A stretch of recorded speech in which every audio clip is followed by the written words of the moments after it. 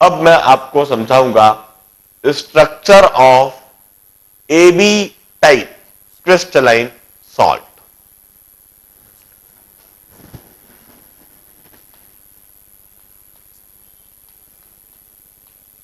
Structure of AB type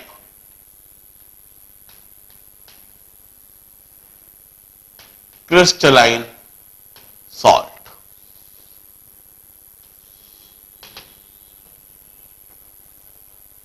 AB type crystalline salt से मेरा मतलब है the salt in which cation and anion ratio is 1:1। ऐसा salt जिसमें कैटायन और एनायन का रेशियो 1:1 है, जैसे कि NaCl, जैसे कि KCl, जैसे NaBr, KBr, ZnS,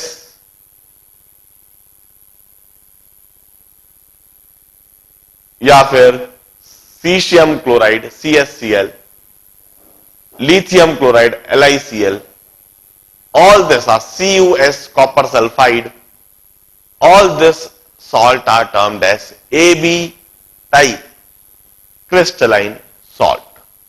अब AB टाइप क्रिस्टलाइन सॉल्ट में A पॉजिटिव आयन होएगा, B नेगेटिव आयन होएगा, या A 2 पॉजिटिव आयन होएगा और B 2 नेगेटिव आयन होएगा।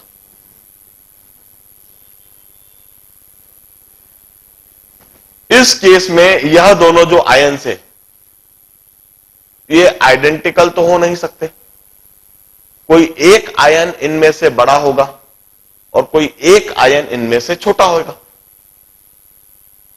जो आयन बड़ा है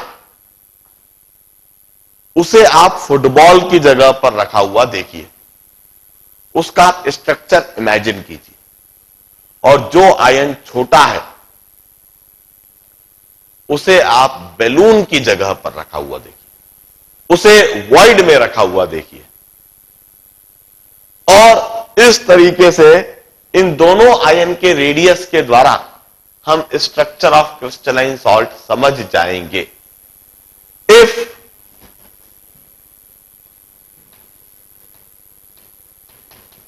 anion larger and cation are smaller, यदि एनायन बड़े हैं और कैटायन छोटे हैं, then imagine structure of anion, imagine structure of anions and cation kept in voids.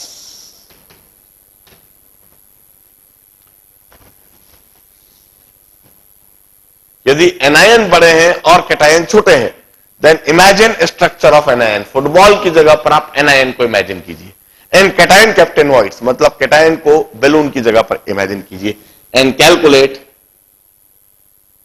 determine radius of anion upon radius of cation.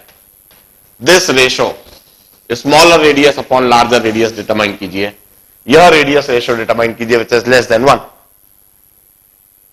और इस रेडियस रेशियो के द्वारा अब आप स्ट्रक्चर ऑफ क्रिस्टलाइन सॉल्ट बता सकोगे।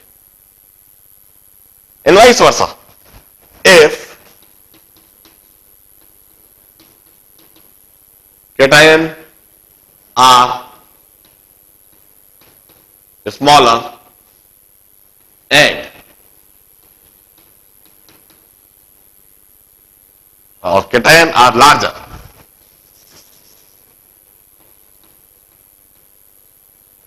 and anion are smaller, then imagine a structure of cation. Imagine a structure of cation and anion kept in voids. यदि cation बड़े हैं और एनायन छोटे हैं तो फुटबॉल की जगह पर आप कैटायन को रखा हुआ इमेजिन कीजिए और बैलून की जगह पर आप एनायन को रखा हुआ देखिए। स्ट्रक्चर आपने कैटायन का इमेजिन करा और एनायन को वॉइड्स की जगह पर रखा हुआ देखिए। And then once again determine radius, smaller radius,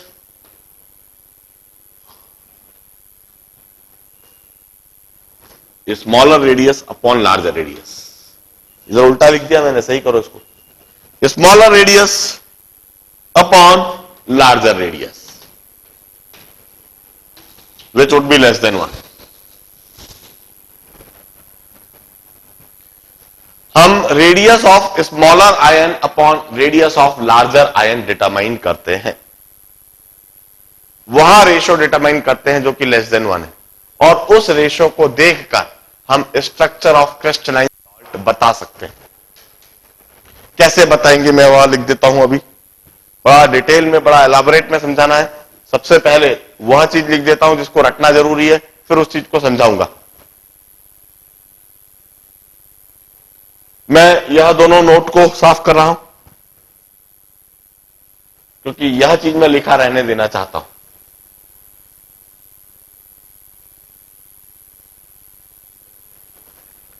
मैं दोबारा समझा देता हूं। यदि एनायन बड़े हैं और कैटायन छोटे हैं तो पूरा स्ट्रक्चर आप बड़े पार्टिकल मतलब एनायन का इमेजिन कीजिए, फुटबॉल की जगह पर एनायन को इमेजिन कीजिए, और वॉइड्स में, एम्प्टी स्पेस में आप छोटे पार्टिकल मतलब कैटायन को रखा हुआ देखिए। बैलून की जगह पर आप कैटायन को रखा हुआ देखिए, और smaller radius upon larger radius determine कीजिए, रेडियस रेशो डिटरमाइन कीजिए जो कि लेस देन 1। इस वैल्यू को देखकर हम स्ट्रक्चर ऑफ क्रिस्टलाइन सॉल्ट बताएंगे। और वाइस वर्सा, यदि कैटायन बड़े हैं और एनायन छोटे हैं तो बड़े आयन मतलब कैटायन का स्ट्रक्चर इमेजिन कीजिए, मतलब फुटबॉल की जगह पर कैटायन को रखा हुआ देखिए, और छोटे आयन मतलब एनायन उन्हें एम्प्टी स्पेस वॉइड्स में रखा हुआ देखिए, मतलब बैलून की जगह पर आप एनायन को रखा हुआ देखिए, और वही रेशियो डिटरमाइन कीजिए, smaller radius upon larger radius, radius of anion upon radius of cation which would be less than 1। इस रेशियो को देखकर हम स्ट्रक्चर ऑफ क्रिस्टलाइन सॉल्ट बताएंगे। किस तरह से, देखिए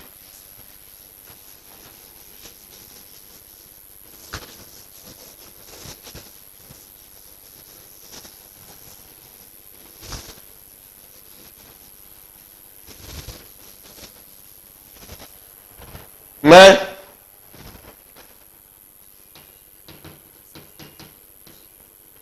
इस जगह पर लिखूंगा रेडियस रेशो, इस जगह पर मैं लिखूंगा कोऑर्डिनेशन नंबर, और इस जगह पर मैं लिखूंगा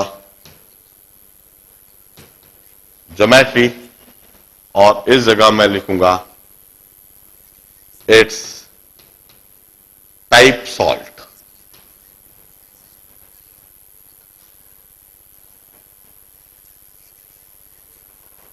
और द एग्जाम्पल,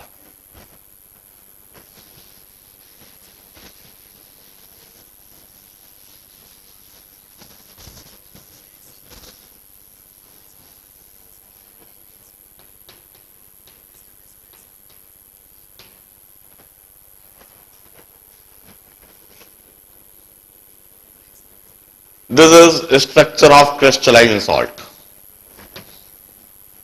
सबसे पहले यदि कोई ऐसा सॉल्ट हो जिसमें radius ratio smaller radius upon larger radius 0.155 से ज्यादा हो मगर कम हो 0.225 से, कोई ऐसा सॉल्ट जिसमें smaller radius upon larger radius which is greater than और equal to 0.155 but less than 0.225, इस रेंज में रेडियस रेशो। मैं कहता हूं कोऑर्डिनेशन नंबर 4 तो हो ही नहीं सकता, क्योंकि 4 कोऑर्डिनेशन नंबर होने के लिए 0.225 का रेडियस रेशो होना जरूरी है, मगर ये तो इससे कम है। मगर कोऑर्डिनेशन नंबर 3 अवश्य होएगा, क्योंकि रेडियस रेशो 0.155 से ज्यादा है। In this case the coordination number would be 3। उस सॉल्ट में कोऑर्डिनेशन नंबर 3 होएगा, मतलब एक कैटायन 3 एनायन को टच करेगा, एक एनायन 3 कैटायन को टच करेगा। वहां पर ज्योमेट्री होगी triangular planar geometry.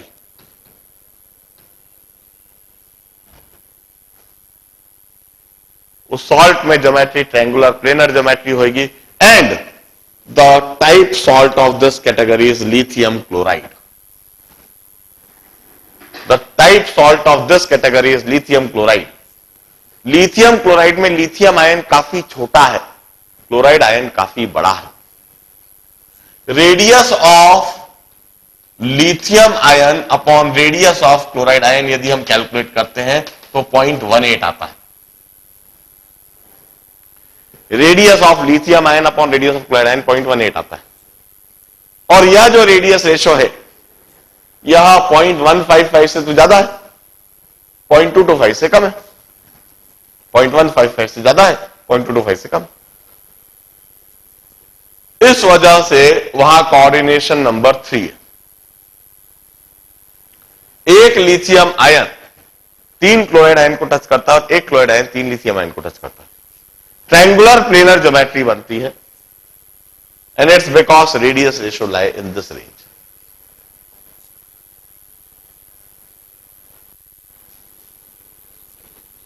The second case is if this radius ratio falls in the range of 0.225 to 0.414. यदि यह radius ratio if it is greater than equal to 0.225 and if it is less than 0.414.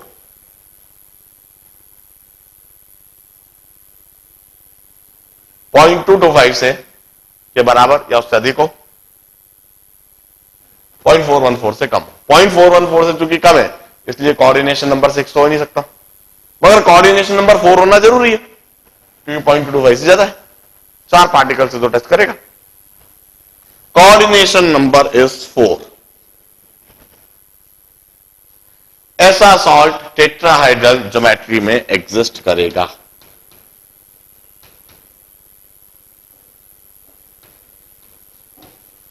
वह tetrahedral geometry में exist करेगा। And the type salt of this category is ZnS, zinc sulphide. Zinc sulphide में zinc ion छोटा होता है और sulphide ion बड़ा होता है और इसका रेडियस रेशो होता है 0.31। 0.31, this value is greater then 0.225, less than 0.414, and hence its coordination number is 4. ZnS tetrahedral geometry में exist करेगा and it's because the radius ratio is in this range. तीसरी कंडीशन बताऊंगा, if the radius ratio of the salt is greater than equal to 0.414 but less than equal to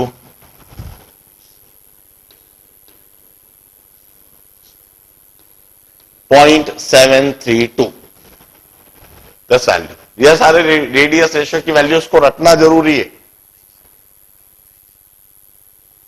इस range में यदि radius ratio है तो वहां पर coordination number 6 होगा। कोऑर्डिनेशन नंबर 6 होने के लिए मिनिमम इतना रेडियस रेशियो होना चाहिए, अभी अभी हमने समझाया।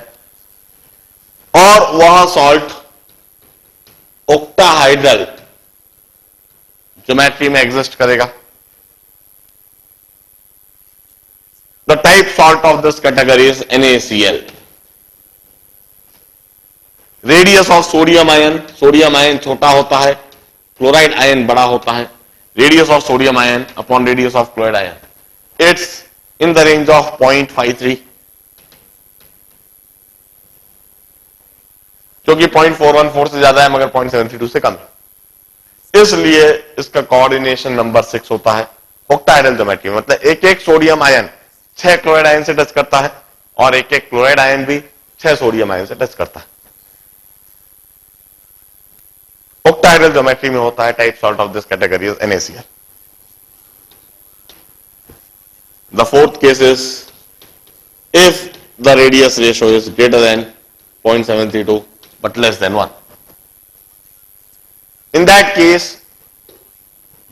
क्यूबिक ज्योमेट्री का केस बन जाएगा। कोऑर्डिनेशन नंबर 8 होएगा। We'll have cubic geometry of the salt and the type salt of this category is cesium chloride. Caesium ion छोटा होता है, क्लोराइड आयन बड़ा होता है और यह रेडियस रेशियो यदि हम देखें तो 0.932 के रेंज में होता है, which is greater than 0.732 and less than 1. इस तरह से हमने अलग अलग सॉल्ट का रेडियस रेशियो डिटरमाइन करा, उस रेडियस रेशियो की वैल्यू देखी और यह बता दिया कि उस सॉल्ट का कोऑर्डिनेशन नंबर क्या होगा, ज्योमेट्री क्या होगी।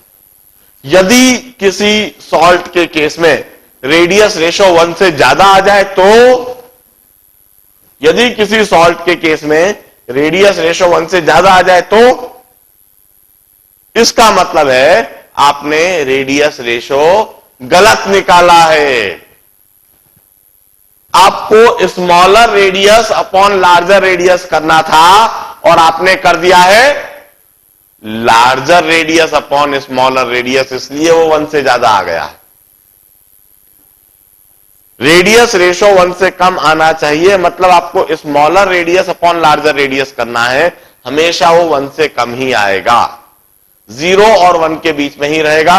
0 से 1.155 के बीच में कोई सॉल्ट नहीं होता है।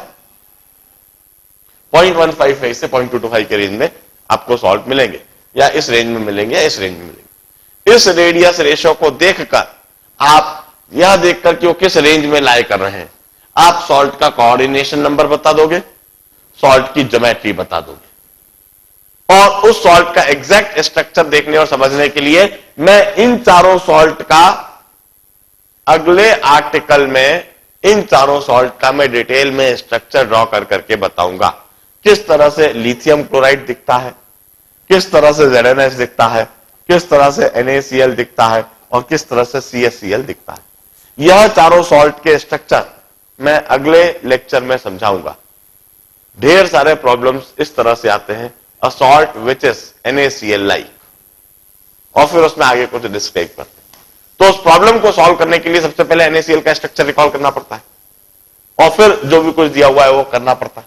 या फिर देंगे a salt which is ZnS like, तो पहले ZnS का स्ट्रक्चर रिकॉल करना पड़ेगा और फिर आगे का काम करना पड़ेगा। This is structure of AB type crystalline salt. अभी इस चैप्टर में लगभग 2 लेक्चर का मटेरियल बाकी है, 2 लेक्चर की थ्योरी बाकी है।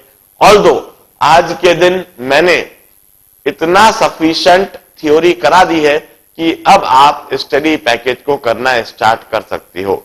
Now you should start solving the study package. Study package solve करते समय आप जहां जहां जब जब आवश्यकता रखती है थ्योरी और यह लेक्चर्स को रिकॉल करते रहिए, रिवाइज करते रहिए, बार बार नोट्स खोलकर देखते रहिए। इसमें काफी सारी ऐसी चीजें हैं जो रटना पड़ती हैं और रटने के लिए आपको प्रैक्टिस करना होगी। You need to solve objectives, you need to solve numerical problems. तभी जब एक एक चीज को आप 2-3 बार देखोगे तो अपने आप वो आपको ऑटोमेटिकली रटा जाएंगी। बिना प्रैक्टिस करे यह चीज नहीं रटा सकती। क्लास में तो हम सिर्फ समझा रहे हैं कंसेप्ट को, मगर एग्जामिनेशन में अप्लाई करने के लिए you need to practice them through the study package. Until and unless you practice, you never able to apply it in the examination. There is no alternative of practice. Always remember this. Let's start. My previous lecture, I had already taught you the concept of interstitial voids and the radius ratio of interstitial voids. Based on that radius ratio, I had tabulated the structure of AB type crystalline salt.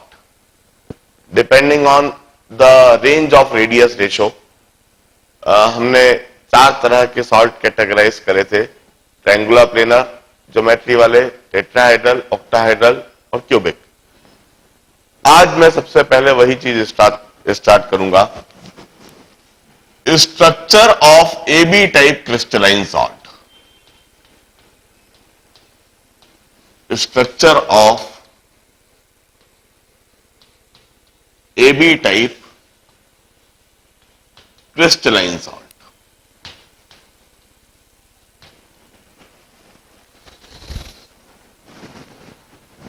उन्हीं चार salt के structure में समझाऊंगा कि किस तरह से वह होते हैं, कैसे वह दिखते हैं। लिथियम क्लोराइड का स्ट्रक्चर कैसा होता है, ZnS का स्ट्रक्चर कैसा होता है, NaCl का स्ट्रक्चर कैसा होता है और CaCl का स्ट्रक्चर कैसा होता है। सबसे पहले स्ट्रक्चर ऑफ लिथियम क्लोराइड। बिल्कुल सिंपल सा स्ट्रक्चर है। It have got triangular planar geometry. एक इक्विलैटरल ट्रायंगल बना लीजिए। इस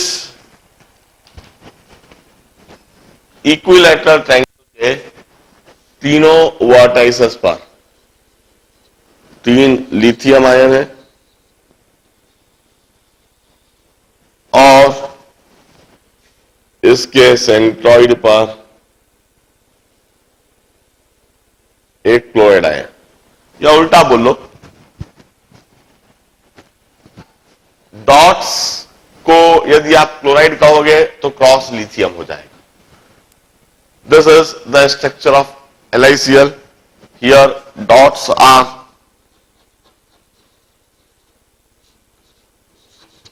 chloride ion and this cross is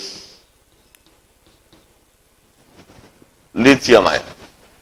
Dots chloride ion है, cross lithium ion है। It's a triangular planar geometry.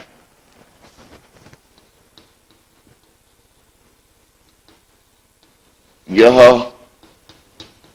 Triangular planar geometry है।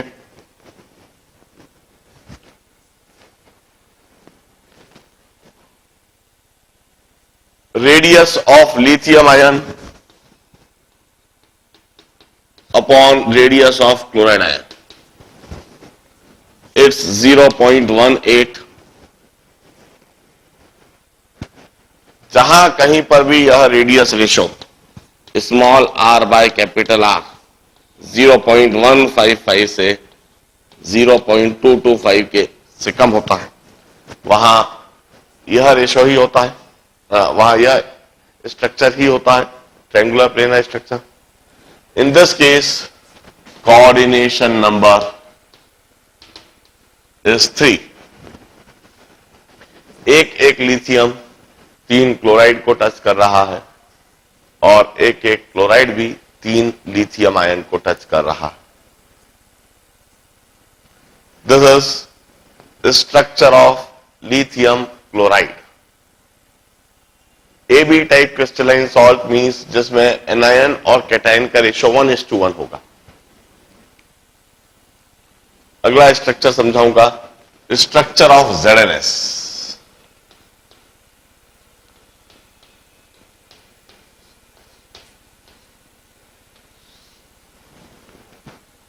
स्ट्रक्चर ऑफ ZnS 2 तरीके से समझाऊंगा मैं। एक छोटे क्यूब में समझाऊंगा और एक बड़े क्यूब में समझाऊंगा। दोनों ही जानने की आवश्यकता होती है।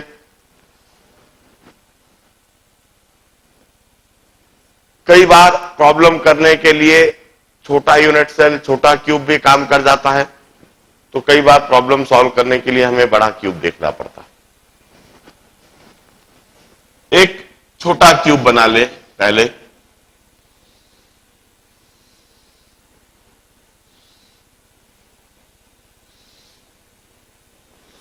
एक छोटा क्यूब,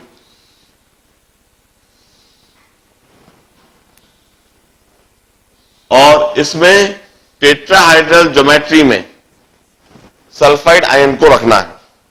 टेट्राहाइड्रल ज्योमेट्री में सल्फाइड आयन को रखना है। टेट्राहाइड्रल ज्योमेट्री क्यूब में कैसे बनाते हैं वह हमने बता रखा है। एक वर्टाइसिस पर हमने लैटिस पॉइंट लगाया,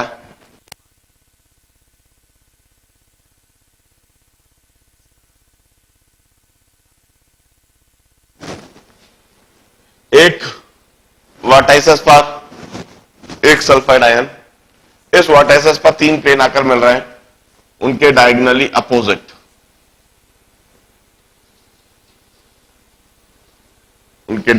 अपोजिट तीन लैटिस पॉइंट और लगा दीजिए। यह सल्फाइड आयन हो गए और इसके बॉडी सेंटर पर एक जिंक आयन टेट्राहाइड्रल ज्योमेट्री के ठीक बीच में।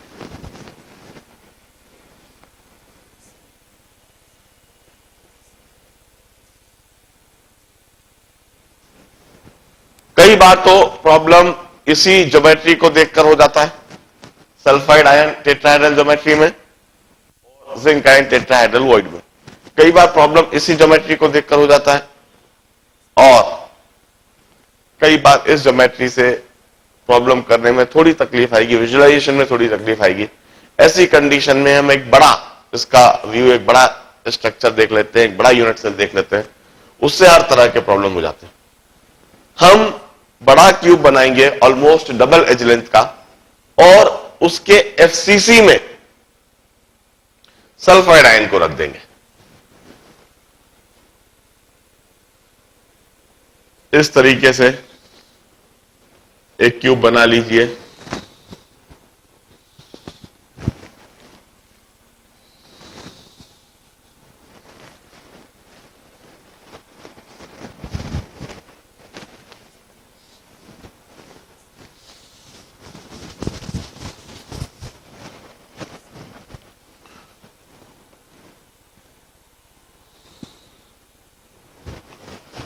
This is a square face.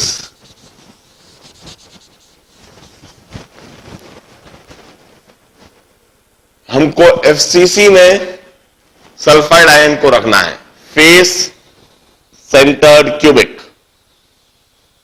जो पूरा स्ट्रक्चर दिखेगा, जो पूरी ज्योमेट्री दिखेगी, वहां सल्फाइड आयन की दिखेगी और जिंक आयन को हम वॉइड्स में रखा हुआ देखेंगे। यह हमने क्यूब बना लिया। इस क्यूब के एफसीसी में सल्फाइड आयन को रखना है, मतलब 8 वर्टाइसेस पर और 6 फेस सेंटर्स पर।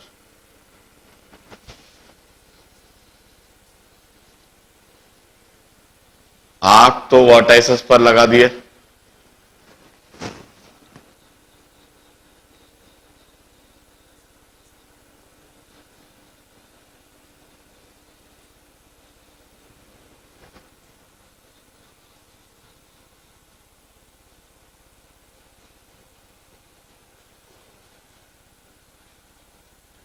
ये 8 वर्टाइसेस पर लगे हुए और 6 फेस सेंटर पर सल्फाइड आयन रखूंगा।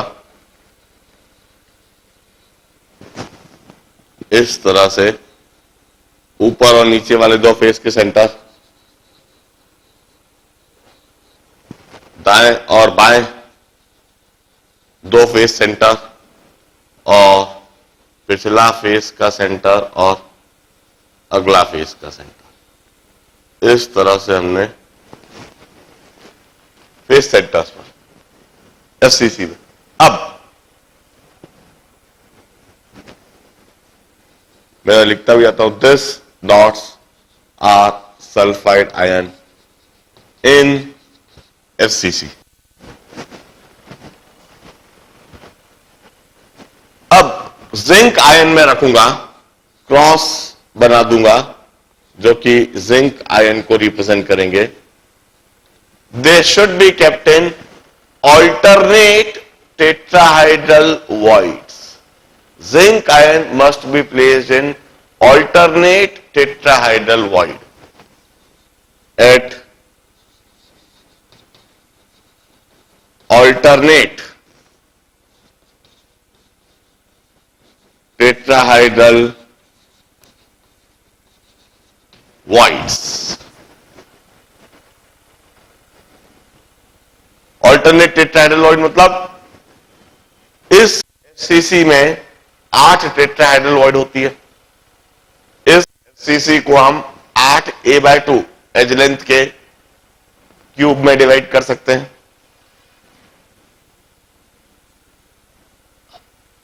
हर एक बॉडी डायगोनल पर दो होती है, तो हर एक बॉडी डायगोनल पर एक बनेगा और एक क्यूब में जो टेट्राहेड्रल है वहां पर पार्टिकल होएगा तो दूसरे क्यूब के टेट्राहेड्रल में नहीं होएगा, फिर तीसरे क्यूब में होएगा, फिर चौथे क्यूब में नहीं होएगा, फिर इधर होगा, इधर नहीं होगा, फिर इधर होगा, इधर नहीं होगा। इस तरह से अल्टरनेट क्यूब्स में जिंक आयन होंगे। जैसे इस वर्टाइसिस के साथ एसोसिएटेड इस जगह पर पीछे वाले क्यूब में एक टेट्राहेड्रल होगी, उधर है तो इधर नहीं है। फिर इस वर्टाइसिस के साथ एसोसिएटेड जो क्यूब है, इधर एक जिंक आयन है तो इसमें नहीं है।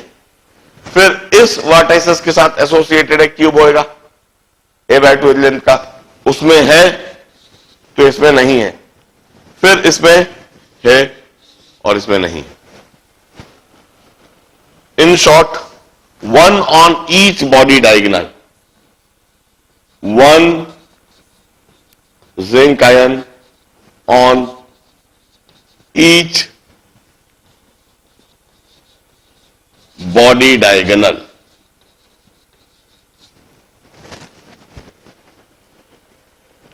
एक जिंक आयन एक बॉडी डायगोनल पर होगा।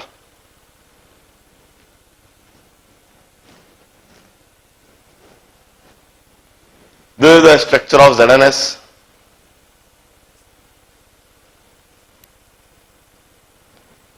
छोटे क्यूब में साधारण सा तरीका कि टेट्राहेड्रल ज्योमेट्री में जिंक सल्फाइड आयन को बिछा देना है। कैसे?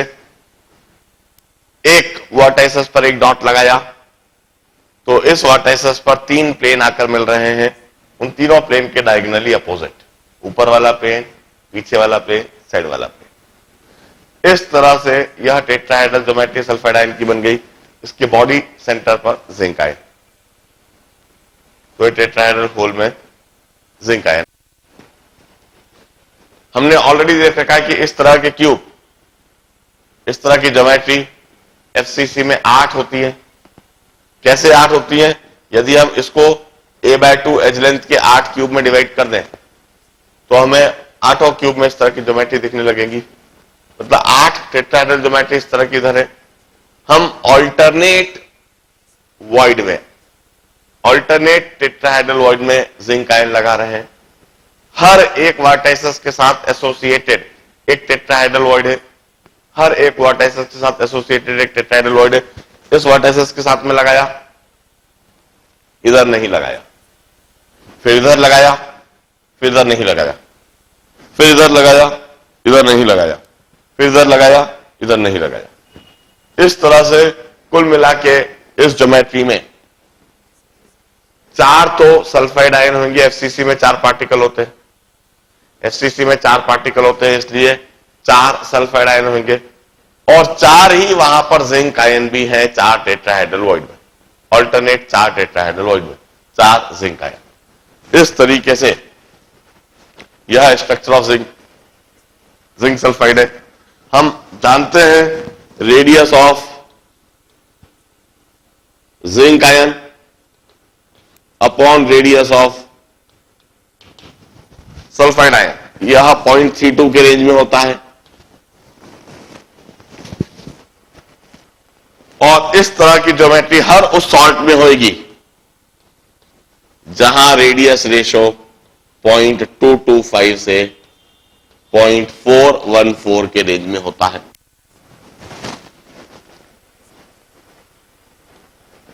We call it tetrahedral structure. This is a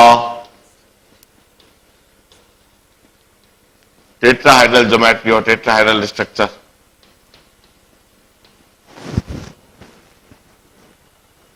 With the coordination number of 4, coordination number इधर 4 होता है, एक जिंक आयन 4 सल्फाइड आयन को टच करता है और एक सल्फाइड आयन 4 जिंक आयन को टच करता है। Coordination number is 4। बड़े ध्यान से इस ज्योमेट्री को, इस स्ट्रक्चर को देखिए। यह लैंग्वेज बहुत इंपॉर्टेंट है। Cross which are zinc ion are at alternate tetrahedral voids. We have got 1 zinc ion on each body diagonal. हर एक बॉडी डायगोनल पर आपको एक जिंक आयन दिखेगा। दिमाग में इमेजिन करना, विजुलाइज करना ज्यादा जरूरी है। Structure of lithium chloride, structure of ZnS देखने के बाद अब मैं आपको दिखाऊंगा स्ट्रक्चर ऑफ NaCl, फिर मैं दिखाऊंगा structure of caesium chloride CSCl।